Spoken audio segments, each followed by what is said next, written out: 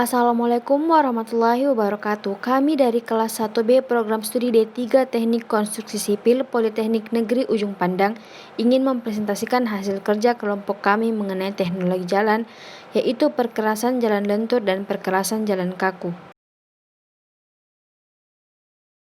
Adapun anggota dari kelompok 2 yaitu yang pertama Muhammad Imam Tabrani, Ririn Eka Putri, Muhammad Fauzan Ramadan, Alafatul Hijaria, Arwan Arif, Nurul Fauzia, Irna Arianti Mamal, Ahmad Alfiar Harzan, Andi Syakira Aulia, Taswin, Syahrul Komar, Muhammad Yasin, Muhammad Rafli Fauzan, Immanuel Mardede Pafik Cumare, Andi Afin Ramadan. Terdapat 6 tujuan dasar dari aplikasi perkerasan lentur. Yang pertama, mendukung beban lalu lintas secara umum. Suatu jalan harus mampu mendukung beban lalu lintas tanpa adanya perubahan bentuk pada permukaan, lapisan pondasi atas dan bawah. Hal ini sering disebut sebagai stabilitas, kadang-kadang disebut kekuatan mekanik. Stabilitas ini tidak hanya mencakup ketahanan langsung terhadap beban roda seberapa kilo ataupun sentimeter tekanan roda, tetapi juga ketahanan terhadap kerusakan internal dan pergerakan butiran oleh aksi peremasan oleh lalu lintas. Selama musim kemarau, jalan tanah mempunyai stabilitas yang baik untuk lalu lintas ringan, akan tetapi peremasan oleh lalu lintas yang agak tinggi menyebabkan kerusakan internal terhadap butiran tanah sampai kubangan debu yang cukup dalam terbentuk dalam waktu singkat. 2. Melindungi tanah dari dasar air. Kelebihan air dalam material konstruksi jalan akan menyebabkan pelumasan butiran sehingga menghilangkan stabilitas alami. Pengendalian air permukaan dan air bawah permukaan harus diperhatikan dalam perencanaan suatu jalan. Hujan dan rembesan bawah permukaan pada jalan tanah akan mengakibatkan tanah menjadi lumpur dengan cepat. Lapisan berbutir akan menyediakan semacam perlindungan terhadap aliran permukaan. Kelebihan air tidak akan menurunkan kekuatan mekanik lapisan berbutir tersebut, tetapi akan sangat mempengaruhi daya dukung tanah, sehingga jika kondisi dalam basah, lapisan berbutir yang lebih tebal harus disediakan untuk memperkecil beban pada tanah dasar. Selanjutnya yang ketiga, memperkecil kemungkinan pelepasan butir pada permukaan. Lintasan kendaraan akan menyebabkan keausan yang bervariasi pada permukaan jalan.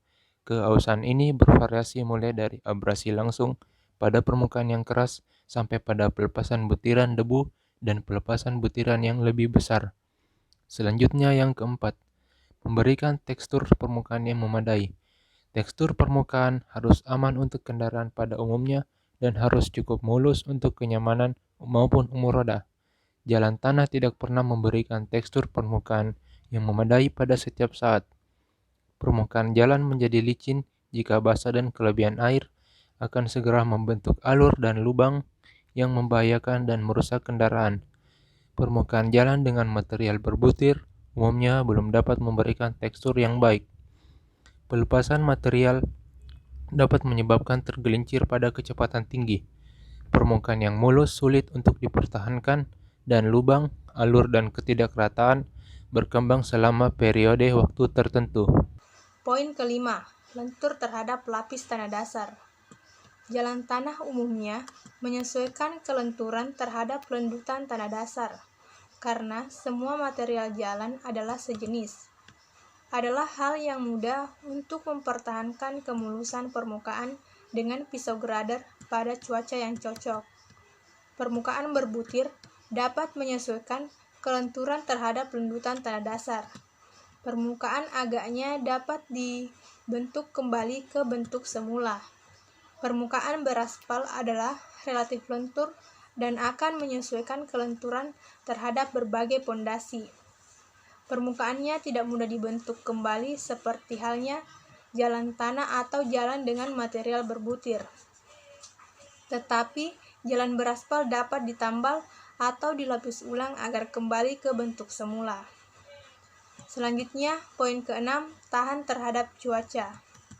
Matahari, hujan, angin, panas, dan dingin adalah faktor yang berpengaruh terus-menerus terhadap permukaan. Beberapa material atau kombinasinya akan tahan terhadap daya rusaknya dibandingkan dengan material lainnya, dan tentu akan memperpanjang umur permukaan.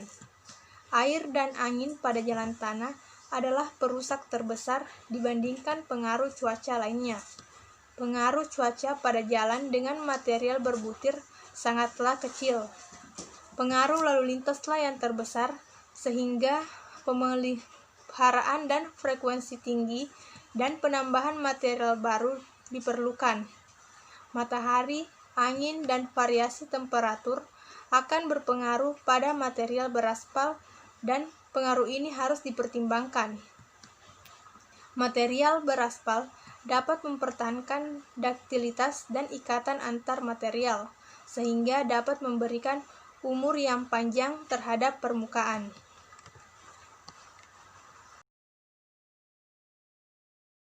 Komponen perkerasan jalan lentur. Yang pertama, lapisan permukaan. Yang kedua, lapisan pondasi atas. Yang ketiga, lapisan pondasi bawah. Dan yang keempat, lapisan tanah dasar. Lapisan permukaan.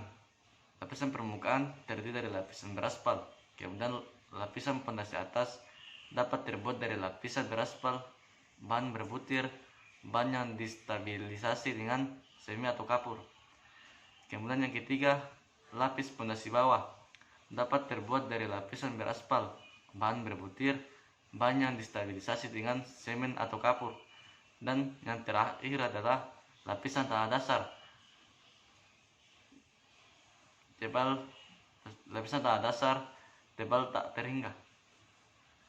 Berbagai jenis lapis aus atau lapis permukaan adalah sebagai berikut. 1. Lapis aus atau wearing course SMA, BMA, HSMA, EC, WC konvensional, EC, WC super pave, EC, WC modified, HRS, WC, BGEN, muka asbitan A, les butak, penetrasi makadam, burtu, burda, dan sebagainya. Yang kedua, lapis penyikat atau binder course HSMA, BC, AC, BC konvensional, AC, BC super pave, AC, BC modified, HRS base, OGEN, muka asbitan B, dan sebagainya. Berbagai jenis lapis pondasi atas adalah sebagai berikut. 1. Tanpa penyikat, lapis pondasi agregat kelas A atau dry bone makadam. 2. Dengan penyikat. A. Penyikat air atau waterborne makadam. B. Penyikat semen PCC, Portland semen konkrit, CTB soil semen base. C. Penyikat aspal ATB konvensional, AC base, dan sebagainya. Berbagai jenis lapis pondasi bawah adalah sebagai berikut. 1. Tanpa penyikat, lapis pondasi agregat kelas B. 2. Dengan penyikat, penyikat aspal ATSB konvensional, CTSB, dan sebagainya. Bahan perkerasan jalan. Tanah dasar. Dalam mekanika tanah, istilah tanah mencakup semua bahan konstruksi yang berasal dari kuari atau pit seperti lempung, lanau, pasir, kerikil, kerakal, berangkal, dan sebagainya. Agregat. Secara umum agregat digolongkan sebagai berikut. 1. Pasir. Pasir adalah material berbutir yang dihasilkan oleh pelapukan alami batuan atau pemecahan batuan pasir batu. Terdapat beberapa jenis pasir dengan masing-masing gradasi tertentu, yaitu pasir angina, pasir danau atau pantai, pasir sungai, pasir dari pasir batu atau sirtu, pasir gunung, dan pasir buatan. 2. Kerikil. Kerikil diperoleh dari pelapukan alami batuan berukuran lebih besar dari pasir yang dianggap tertahan nomor 4 atau seperempat. Jenis-jenis kerikil yaitu kerikil kacang polong, kerikil sungai, dan kerikil gunung. 3. Batu pecah. Batu pecah dihasilkan dari pemecahan mekanik dari berbagai jenis batuan atau berangkal. Contoh, batu kapur, granit, batuan singkapan quartzite, dan sebagainya. Jenis-jenisnya yaitu batu pecah bergradasi, batu pecah campuran, scrucer, screenings, dan terak atau slag. Bitumen. Bitumen sering diartikan sebagai aspal. Sebenarnya tidak demikian karena Tar juga mengandung bitumen. Semua aspal diperoleh dari destilasi minyak mentah bumi atau crude oil, baik secara mekanik maupun secara alami. Oke, terima kasih. Selanjutnya adalah bahan perkerasan jalan. Bahan perkerasan jalan ini terbagi menjadi dua, yaitu bahan pengisi atau filler dan bahan tambahan atau aditif. Bahan pengisi atau filler ini terbagi menjadi tiga lagi. Yang pertama itu Lewis. Lewis itu seperti deposit material halus dan porous akibat angin. Butirannya lebih kecil dari pasir tetapi lebih besar dari tanah. Karena butirannya bersudut dan dapat dipadatkan, maka Lewis mempunyai karakteristiknya tersendiri, di mana Lewis itu dapat digali secara vertikal. Yang kedua itu debu berbutir. Debu berbutir ini adalah debu dari batuan, misalnya batuan marmer, semen Portland, atau debu batuan atau alami lainnya. Debu berbutir ini ditambahkan ke dalam campuran aspal untuk mengisi rongga dalam campuran dan meningkatkan stabilitas campuran. Yang ketiga ini abu terbang atau fly ash. Filler buatan yang diperoleh dari pembakaran batu bara. Semula, materi dianggap limbah yang sangat mengganggu industri pembangkit tenaga listrik dan jumlahnya memakan tempat yang cukup besar. Belakangan material ini dapat digunakan sebagai fillet adat untuk campuran aspal. Yang selanjutnya itu bahan tambahan atau aditif.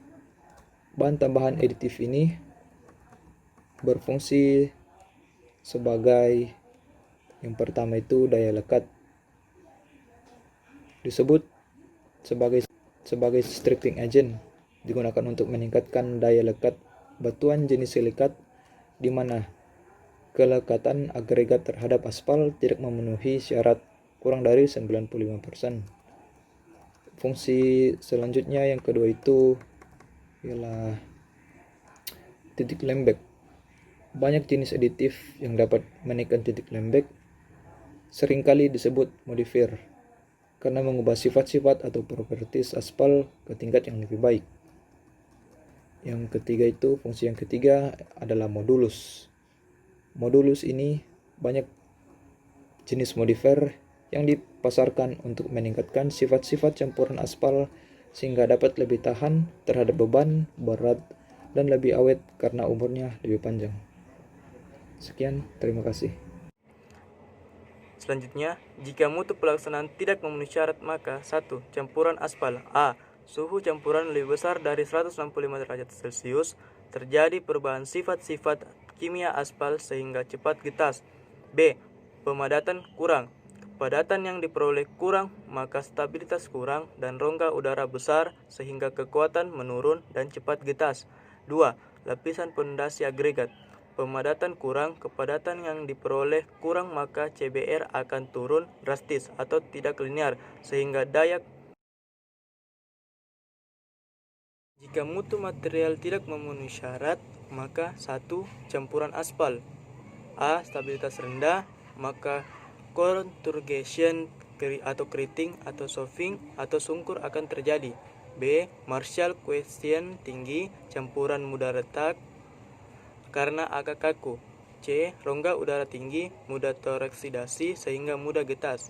D. Rongga udara kecil, bleeding atau kegemukan. E. Kelekatan batuan terhadap aspal kurang, kekuatan rendah. 2. Lapisan pondasi agregat. A.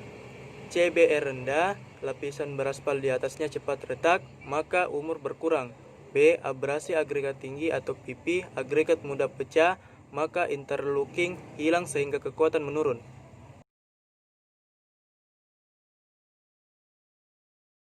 Ya, selanjutnya aspal yang menyerap air. Teknologi ini dinamai geopori. Geopori merupakan racikan bahan pembuatan jalan sebagai pengganti beton atau aspal yang mampu menyerap air genangan di jalan. Perbedaan sekaligus keunggulan yang dimiliki oleh geopori dibandingkan beton pada umumnya terletak pada porinya. Pori yang terdapat pada geopori memungkinkan air untuk terserap ke dalam tanah, sehingga air yang dilewatkan akan semakin sedikit. Dengan begitu, meminimalisasi potensi air tergenang di jalan dan atau terjadinya banjir. Dosen Institut Teknologi Bandung atau ITB, Profesor Dr. Insinyur Bambang Sunendar Purwasasmita. Beliau adalah guru besar ITB, sosok yang menciptakan inovasi aspal geopori untuk mengatasi persoalan genangan air di jalanan perkotaan yang mengakibatkan banjir sementara. Dia adalah sosok yang menciptakan inovasi aspal geopori untuk mengatasi persoalan genangan air di jalan perkotaan yang mengakibatkan banjir sementara. Menyerap air atau aspal geopori yang diciptakan oleh guru besar ITB. Nah, aspal ini memiliki keuntungan karena materialnya berbahan lokal, dapat membuat drainase menjadi lebih baik, terdapat biopori di sepanjang konstruksi, dan dapat menyerap air dengan cepat. Kemampuan daya serap airnya yang tinggi bisa mencapai 2000 liter per menit. Dan di ITB sendiri, aspal geopori ini telah dipakai pada pembangunan Jalan G dalam kampus Ganesha ITB. Dengan geopori, air langsung diserap ke tanah dan tidak perlu ke sungai lagi. Dan secara konstruksi, pembuatan jalan geopori ini tidak jauh beda dengan proyek jalan menggunakan aspal atau beton. Produk dari Tarmac, yakni perusahaan dari Inggris yang diberi nama Topis Permeable,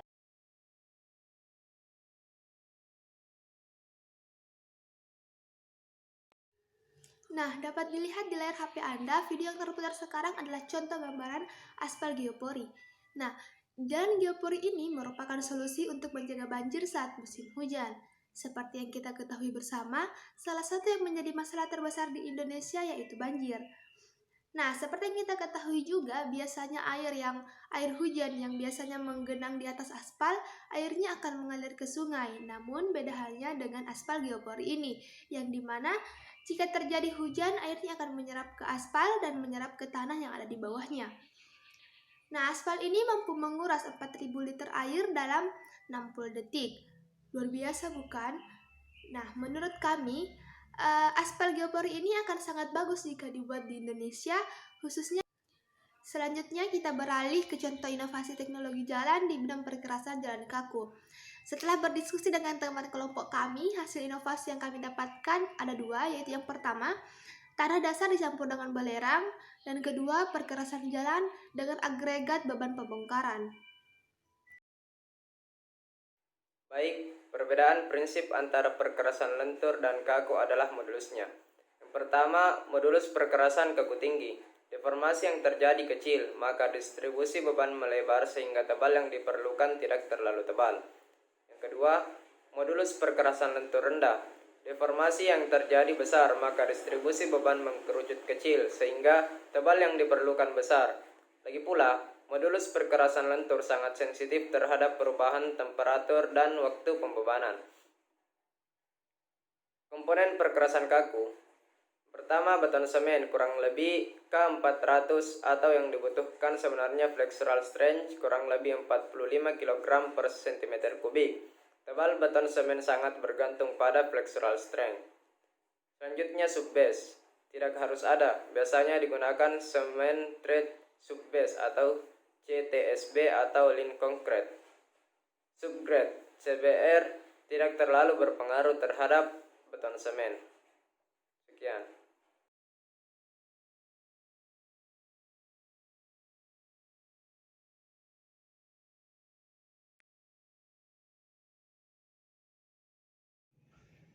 Selanjutnya, jika mutu material tidak memenuhi syarat, maka perkerasan beton. A. Kekuatan lentur flexural strength rendah, maka regangan tarik yang terjadi besar sehingga umur berkurang. B. Agregat agak lunak atau kotor. Permukaan akan lepas sehingga umur menjadi berkurang. Jika mutu pelaksanaan tidak memenuhi syarat, maka nomor 1. Perkerasan beton. Bagian A, kerataan tidak memenuhi toleransi, kenyamanan pengendara berkurang dan umur akan menurun. Bagian B, pemadatan yang kurang sempurna akan menimbulkan keropos dalam beton sehingga mudah retak dan umur akan berkurang. Bagian C, air yang digunakan terlalu banyak, mutu beton menurun sehingga umur akan berkurang. Dan poin kedua, semen tread subbase atau biasa disingkat dengan CTSB. Permukaan kasar dan tidak rata, bidang antara CTSB dan perkerasan beton tidak diberi plastik atau membran, maka perkerasan beton akan retak di sembarang tempat, bukan di daerah dol. Terima kasih. Yang pertama yaitu lapisan tanah dasar yang dicampur dengan belerang. Perkerasan jalan adalah susunan lapisan dari suatu bahan perkerasan yang dipasang di atas suatu tanah dasar dan meneruskan beban lalu lintas ke tanah dasar tersebut. Nah, sehingga dalam perencanaan tersebut harus diperiksa untuk mengetahui sampai sejauh mana komposisi, sifat, dan daya dukungnya. Nah, tanah dasar adalah permukaan tanah asli, permukaan galian ataupun merupakan timbunan yang sangat menentukan kekuatan dan keawetan konstruksi perkerasan jalan. Hal ini sangat ditentukan oleh sifat-sifat fisik dan daya dukung tanah. Nah, masalah-masalah pada dasar tanah. Pada dasar tanah yang tidak dipersiapkan terlebih dahulu secara mantap, pada umumnya akan menimbulkan masalah-masalah sebagai berikut. Yang pertama yaitu perubahan bentuk tetap atau deformasi permanen dari jenis tanah tertentu yang diakibatkan oleh volume lalu lintas. Yang kedua yaitu sifat mengembang dan menyusut dari tanah tertentu akibat perubahan kadar air. Yang ketiga, daya dukung tanah tidak merata dan sukar ditentukan secara pasti pada daerah dengan macam tanah yang sangat berbeda-beda, baik itu dari segi sifat, kedudukan, ataupun akibat dari pelaksanaannya. Yang keempat yaitu lendutan. Lendutan balik selama dan sesudah pembebanan lalu lintas untuk jalan tertentu. Nah, yang terakhir yaitu tambahan pemadatan akibat pembebanan lalu lintas dan penurunan yang diakibatkannya, yaitu pada tanah berbutir kasar atau granular soil yang tidak dipadatkan secara Baik, saya akan menjelaskan inovasi dari kelompok kami, yaitu pencampuran belerang pada tanah dasar.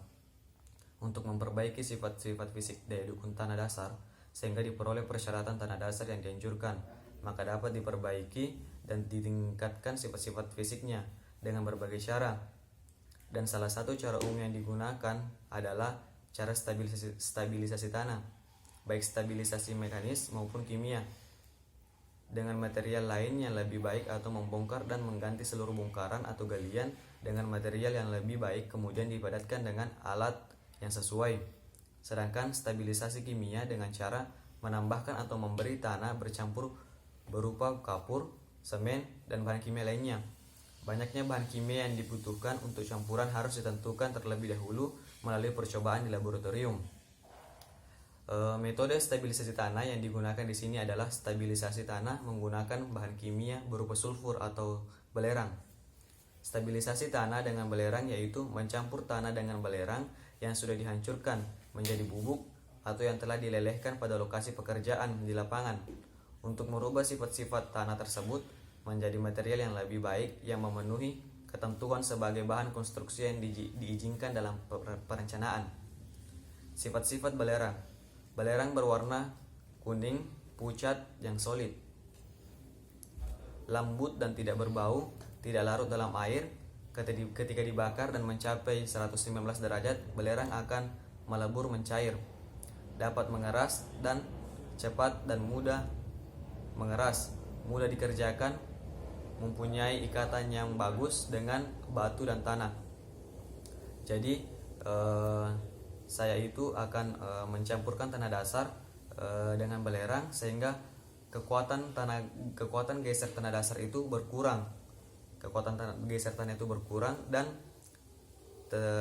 kadar air dalam tanah dasar itu akan berkurang juga sehingga struktur tanah dasar itu lebih kuat dalam proses perkerasan jalan. Mungkin itu saja inovasi dari kami. Sekian, wassalamualaikum warahmatullahi wabarakatuh. Baik, selanjutnya perkerasan jalan dengan agregat beton pembongkaran. Beton sisa pembongkaran masih bisa digunakan dan dimanfaatkan atau didaur ulang. Beton tersebut dipilih terlebih dahulu, kemudian dimasukkan ke dalam mesin pemecah atau cruiser. Setelah material dihancurkan, lantas disaring dengan saringan 5 ml. Material yang lolos saringan menjadi agregat halus dan ukuran butir maksimum sebesar 5 ml. Sedangkan material yang tertahan saringan 5 ml tetapi lolos saringan berukuran 20 ml menjadi agregat kasar dengan ukuran butir sebesar 5-40 ml. Yang kedua, selain menghemat biaya pembangunan, mempergunakan kembali limbah beton ini dapat mengurangi. Setelah itu yang ketiga, selain itu dalam inovasi ini dilakukan penambahan zat kimia, belerang atau stabilisasi kimia. Yang keempat, penggunaan limbah beton sebagai pengganti agregat kasar berpengaruh pada kuat tekan. Kuat tekan cenderung menurun seiring dengan bertambahnya persentase agregat limbah beton. Oleh karena itu, sebelum dilakukan penelitian laboratorium, terlebih dahulu untuk mengetahui porsi yang dibutuhkan. Yang kelima, penggunaan limbah beton sebagai pengganti agregat kasar berpengaruh pada nilai modulus elastisitas. Modulus elastisitas cenderung menurun seiring dengan bertambahnya persentase agregat limbah beton. Terima kasih atas segala waktu dan perhatiannya. Sekian dari kelompok kami, lebih dan kurangnya mohon dimaafkan. Wabillahi taufiq wal hidayah. Wassalamualaikum warahmatullahi wabarakatuh.